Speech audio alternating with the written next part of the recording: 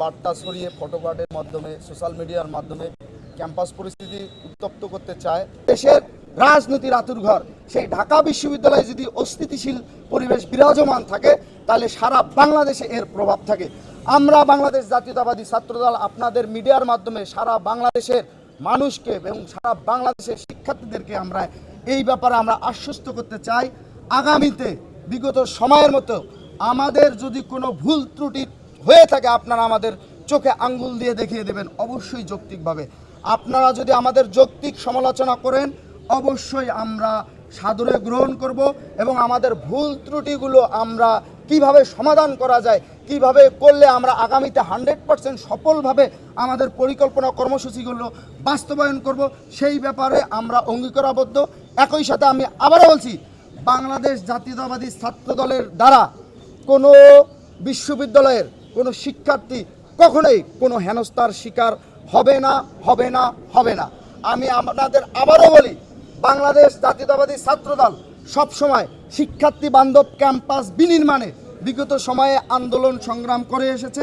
ভবিষ্যতেও শিক্ষার্থীদের অধিকার আদায়ে সামনের থেকে নেতৃত্ব দেবে এবং ক্যাম্পাসে শিক্ষার পরিবেশ অক্ষুণ্ণ রাখার সংগ্রামে আজীবন লিপ্ত থাকবে এবং অবশ্যই শিক্ষার্থীদের ম্যান্ডেটকে ধারণ করেই আমরা আমাদের পথ চলবে। একই সাথে আপনারা জানেন যে আমরা 48 ঘন্টার আলটিমেটাম দিয়েছি। এই 48 ঘন্টার মধ্যে বিশ্ববিদ্যালয় প্রশাসন যদি যৌক্তিক কোনো ডিসিশন না নেয় তাহলে অবশ্যই 48 ঘন্টার পর আমরা আমাদের কর্মসূচি প্রণয়ন করব। ধন্যবাদ সবাই। আমাদের নিউজ কভার করার জন্য এসেছেন। আপনারা ইতিমধ্যেই জেনেছেন আমরা বাংলাদেশ জাতীয়তাবাদী ছাত্রদল ঢাকা বিশ্ববিদ্যালয় ক্যাম্পাসের সার্বিক পরিস্থিতি শিক্ষার্থী বান্ধব করার নিমিত্তে আমরা ইতিমধ্যেই আমাদের মাননীয় ভিসি মহোদয় বরাবর একটি আবেদনপত্র প্রেরণ করেছি বা নিজের হাতে দিয়েছি। তিনি আমাদের আশ্বস্ত করেছেন যে বাংলাদেশ জাতীয়তাবাদী ছাত্রদলকে দলের যে আমাদের আলটিমেটাম 48 ঘন্টার কিসের জন্য, ইতিমধ্যে আপনারা জানেন যে ক্যাম্পাসগুলোকে অস্থিতিশীল করার জন্য একটি পক্ষ গুজব রটিয়ে উস্কানি বার্তা ছড়িয়ে ফটোকার্ডের মাধ্যমে সোশ্যাল মিডিয়ার মাধ্যমে ক্যাম্পাস পরিস্থিতি উত্তপ্ত করতে চায়। সেই গোষ্ঠীটি আমরা ইতিমধ্যেই আপনাদের মাধ্যমে এবং বিভিন্ন সোশ্যাল মিডিয়ার মাধ্যমে বিভিন্ন ইলেকট্রিক এবং প্রিন্ট মিডিয়ার মাধ্যমে আমরা ফাইন্ড আউট করতে সমর্থ হয়েছি।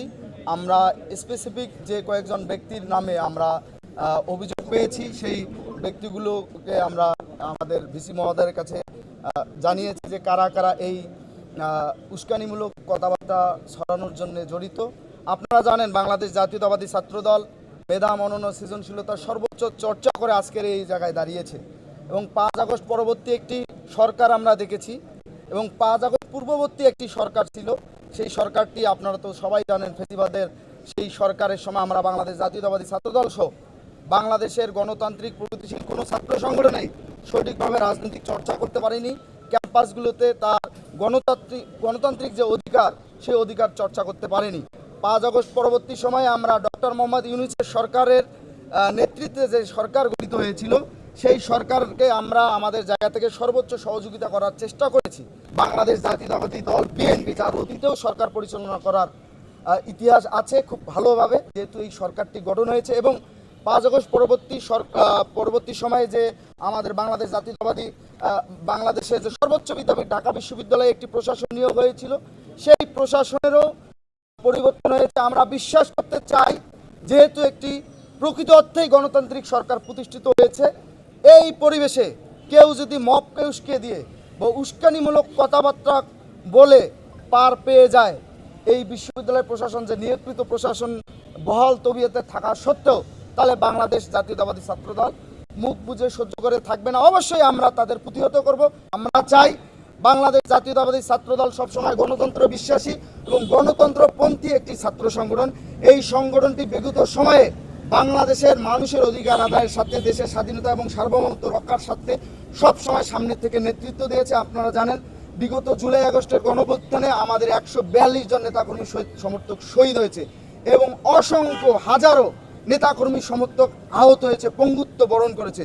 সেই সংগঠন অবশ্যই অত্যন্ত সহিষ্ণুতার সহিত ক্যাম্পাস পরিস্থিতিকে লক্ষ্য করে অবলোকন করে এবং শিক্ষার্থীদের ম্যান্ডেটকে ধারণ করে এবং আমাদের যে আদর্শিক চেতনা আছে সেই চেতনার সাথে সমন্বয় করে আমরা কিন্তু আমাদের কর্মসূচি এবং পরিকল্পনা গ্রহণ করি এবং সেই পরিকল্পনা বাস্তবায়নের জন্য আমরা পরিবেশ পরিস্থিতি অনুযায়ী চেষ্টা করি।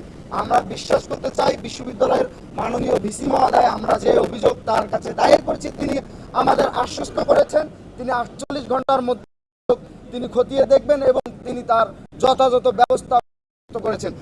কথায় ক্লিয়ার করে বলে দিতে চাই, বাংলাদেশে যে সরকারটি গঠিত হয়েছে ইতিমধ্যেই সে সরকারের যে চাল চলন, সে সরকারের যে বিভিন্ন বিষয়ে ডিসিশন নেওয়ার যে প্রসেস, তা ইতিমধ্যেই আপনারা আপনাদের মিডিয়ার মাধ্যমে আমাদের দেখিয়েছেন, আমরাও সেটা সোশ্যাল মিডিয়া বা আমরা নিজে চাক্ষুষ সেটা দেখতে পাচ্ছি।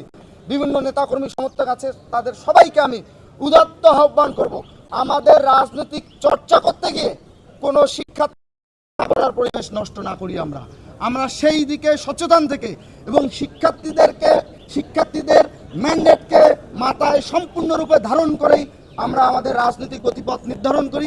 একই সাথে আমরা আমাদের রাজনৈতিক চর্চা অব্যাহত রাখি, কিন্তু একে অপরের ব্লেম দিয়ে ব্লেম গেম খেলে একে অপরের প্রতি কুৎসা রটিয়ে আসলে একটি ভালো ক্যাম্পাস বিনির্মাণ করা সম্ভব না।